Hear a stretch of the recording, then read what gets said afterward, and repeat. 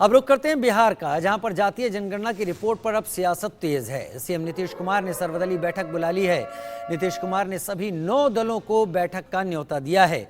Report को लेकर सभी दलों को हम जानकारी देंगे। नीतीश कुमार का बयान, और ये भी कहा कि हम सभी विकास चाहते हैं।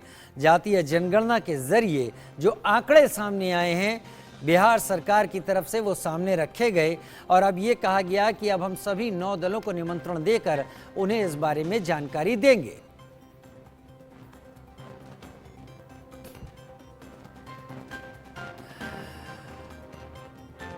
नीतीश कुमार बिहार के मुख्यमंत्री इस वक्त टीवी स्क्रीन पर आपको दिखाई दे रहे हैं। नीतीश कुमार ने बिहार में जातीय जनगणना के आंकड़े जारी कर दिए हैं।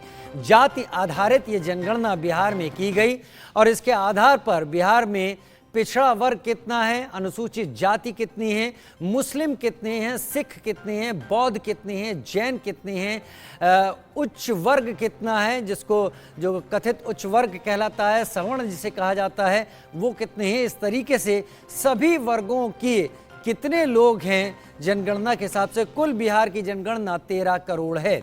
वहीं विपक्षी गठबंधन की कहानी लिखने वाले नीतीश कुमार ने एक बार फिर से सियासत में एक बड़ी लकीर खींची है।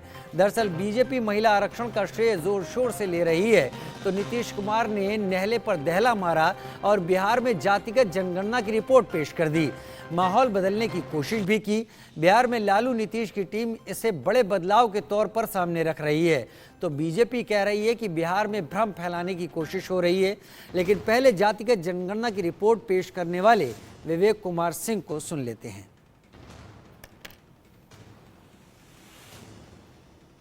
अन्य में हमारे 82,836 हैं। जो हमारा जेंडर रेशियो है, लिंग अनुपात है, वो 1000 पुरुष पे 953 महिलाएं पाई गई हैं। और इसका जो संकलन करके आज जो रिलीज़ कर रहे हैं डेटा, आप लोगों के सामने, आपके पास उसकी कॉपी उपलब्ध करा दी गई है। अब हमारे इसके 2 जो मेन अभी हमारे जो करने वाले लोग हैं, एक जिन्होंने आंकड़ों को संकलित किया है और एक जिन्होंने उनको ऐप के माध्यम से कंप्यूटरीकृत किया है और रिपोर्ट तैयार किया है।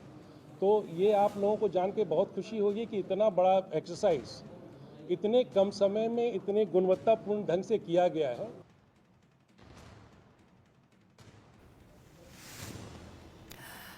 बिहार में जातिगत जनगणना के आंकड़े आ गए हैं। इसकी 3 मोटी बातें हैं। पहली तो ये कि पिछड़ा और अति पिछड़ा तबका 63% है।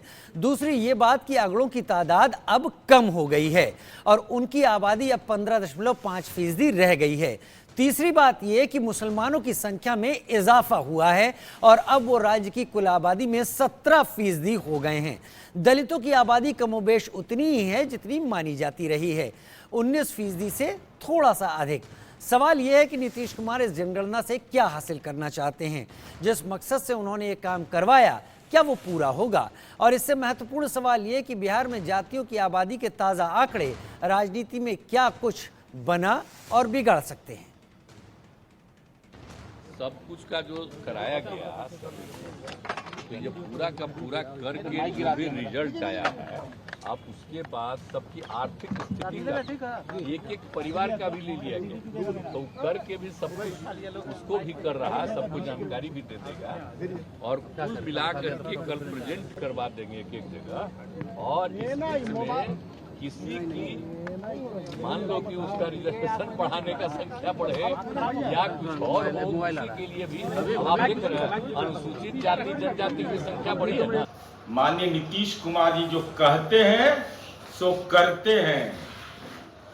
अगर तय किया कि जाति सर्वे कराएंगे तो करवा दिया, रिपोर्ट सार्वजनिक भी हो गया। अब वैसे लोग भारतीय जनता पार्टी का वह उन्मादी कुनबा जो जाति सर्वे में कानूनी पेचीदगियां लगा रहा था, पेट में असहाय दर्द था, उसके बावजूद बिहार ने नजीर कायम किया है। ये जनगणना का पूरा रिपोर्ट आएगा, अध्ययन के बाद मैं बताऊंगा। बहुत कुछ नयापन तो नहीं है, जो अनुमान था वही अनुमान है। ये जो एक लगा रहे थे कि बड़ी चमत्कार, बड़ा बदलाव, अरे सबको जानकारी है, जो आप बता रहे हैं वो लगभग डाटा आंकड़ा तो सबको पता है। हाँ, कुछ जब आएगा तो पिछड़ा का डिटेल एरिया वाइज तब पता चलेगा कि गणना का सच्चाई क्या है। जातिगत जनगणना का आंकड़ा कहता है कि बिहार में यादव जाति की तादाद उतनी ही है जितनी मानी जाती रही है, 14%। लालू यादव और तेजस्वी यादव के साथ सबसे बड़ी समस्या ये है कि पिछड़ी जातियों की यादव जाति के साथ बनी नहीं और वो यादव विरोध की राजनीति का हिस्सा बने रहे।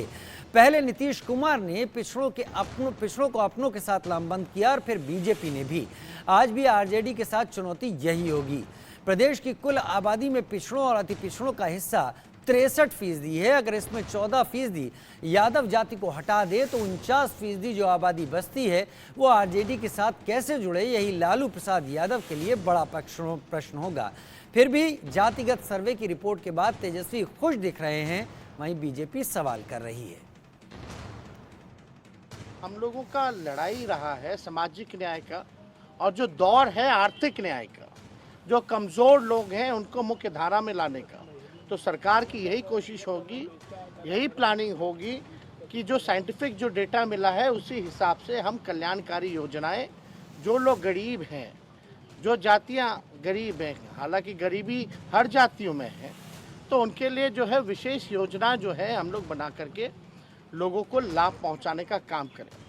और यही नहीं, जब बिहार में हुआ है तो हम लोग तो चाहते हैं कि प्रधानमंत्री जी और भाजपा के लोग जो हैं पूरे देश में जो है जातीय जनगणना जो है कराना चाहिए। 21 में सेंसस होना था, अब तक तो सेंसस भी नहीं हो पाया, तो महिला रिजर्वेशन की तो दूर की बात है, लेकिन ये होना चाहिए। जब भी सेंसस हो हमारा ये मांग होगा, और इंडिया अलायंस का भी ये मांग रहा है, प्रमुख मांग रहा है कि देश भर में जातीय जनगणना जो है वो कराया जाए।